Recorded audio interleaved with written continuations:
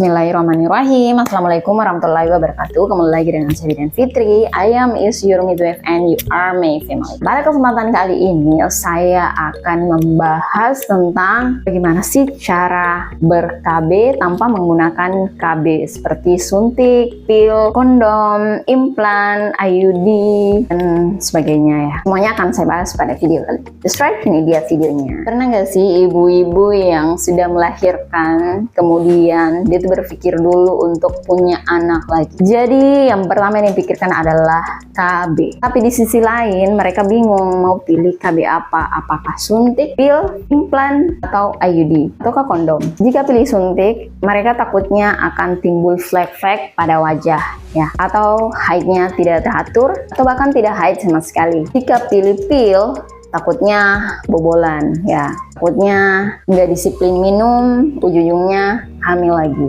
ya. Mau pilih implan tapi takut diinsisi, takut diiris gitu ya. Mau pilih spiral yang dimasukkan dalam rahim, itu lebih parah lagi, takut tindakan ya, ngangkang lagi atau malu gitu ya, habis ngangkang waktu lahiran, ngangkang lagi, dilihat lagi. Jadi pada video kali ini saya akan menjelaskan ya, memberikan solusi ya tanpa menggunakan itu semua ya, dalam artian menggunakan KB alami. Tapi pada video kali ini perlu dipahami ya, lebih dia akan memberikan pemahaman tentang bagaimana menggunakan KB alami itu ya. Di sini saya membahas KB alami yang kombinasi ya, KB alami jadi tanpa menggunakan KB kontemporer ya, seperti suntik, pil, IUD. Jadi dimana jika menggunakan KB alami ini tanpa ada pengaruh hormon dari luar ya. Suntik, pil itu kan isinya hormon, implan ya, itu semua isinya hormon untuk menghambat hormon alami agar tidak terjadi pembuahan ya. Intinya adalah pembuahan ya, bagaimana tidak terjadinya pembuahan. Nah, apa itu pembuahan? Pembuahan adalah saat dimana ketemunya sel sperma dan sel telur dari si ibunya.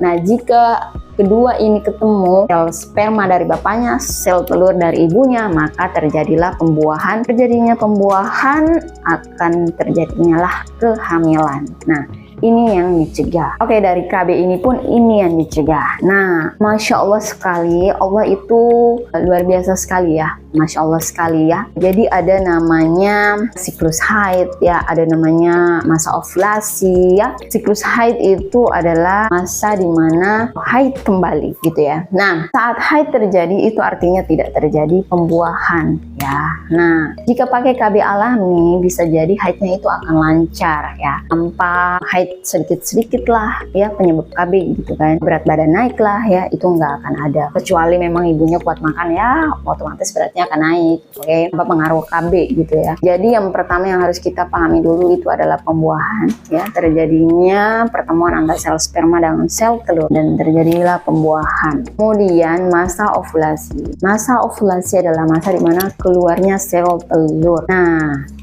yang perlu kita ketahui di sini adalah kapan masa ovulasi itu terjadi, atau orang biasa sebutnya masa subur. Masa subur itu adalah saat dimana sel telur itu dikeluarkan. Saat itulah, garis bawahi ya, saat itulah jangan melakukan hubungan seksual, atau bisa melakukan hubungan seksual tapi dengan catatan apakah tumpah di luar ya. Pokoknya di saat masa ovulasi itu, saat sel telur itu dikeluarkan, usahakan jangan sampai ketemu dengan sperma ya, karena jika itu terjadi maka akan terjadi pembuahan dan akhirnya terjadilah kehamilan. Jadi yang kita hindari di sini adalah terjadinya pertemuan antara sel sperma dan sel telur. Jadi saat masa ovulasi itu terjadi, saat sel telur itu dikeluarkan, hanya terjadi 3 hari dalam 1 bulan. Jadi KB itu ya intinya hanya menghindari 3 hari itu. Sebenarnya sih sel telur itu dikeluarkan dalam 1 hari, tapi kita memberikan range ya, rentang keluar dalam 3 hari, bahkan biar lebih amannya diambil range 7 hari. Jadi dalam 7 hari ini kemungkinan ada 1 hari di sini sel telur itu dikeluarkan. Nah, jadi itulah masa subur itu terhitung 7 hari ya, yang mana kemungkinan di dalam 7 hari ini ada keluar sel telur ya, dikeluarkan ke menuju rahim. Nah, sel telur ini ceritanya dikeluarkan menuju rahim. Jadi dikeluarkan dari yang namanya organ ovarium. Jadi ovarium ini tempatnya banyak sel telur. Ovarium ini hanya mengeluarkan sel telur 1 kali dalam 1 bulan ya. Yang mana jika sel telur ini dikeluarkan, dia akan menuju ke dalam rahim. Jika dia menuju ke dalam rahim dan tidak ketemu dengan yang namanya sperma, maka akan meluruhlah dia menjadi darah haid. Nah, itulah yang namanya haid. Jadi intinya gini ya, sel telur itu keluarkan disebut masa ovulasi. Diambil rentang 7 hari. Di dalam 7 hari ini bisa jadi dia keluar di salah satu harinya itu ya. Diusahakan di dalam 7 hari ini tidak melakukan seksual. Atau boleh melakukan hubungan seksual tapi tumpah di luar. Ya, KB alam, oke, spermanya tidak masuk ke dalam, oke.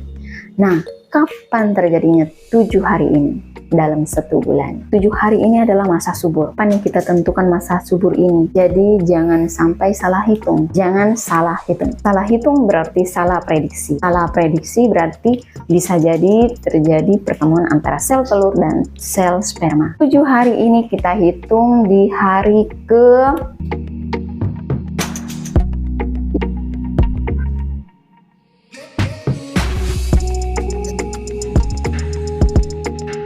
Oke, sekian dari saya. Semoga video ini bermanfaat. Jika dari yang saya ucapkan ada benarnya, itu datangnya dari Allah Subhanahu wa Ta'ala, dan jika apa yang saya ucapkan ada salahnya, itu datangnya dari diri saya pribadi. Mohon kritik dan saran ya, komen di bawah. Oke, sekian dari saya. Ingat ya untuk like, subscribe, and share video ini. Wabillahi taufiq wa hidayah. Wassalamualaikum warahmatullahi wabarakatuh. Terima kasih. Dah.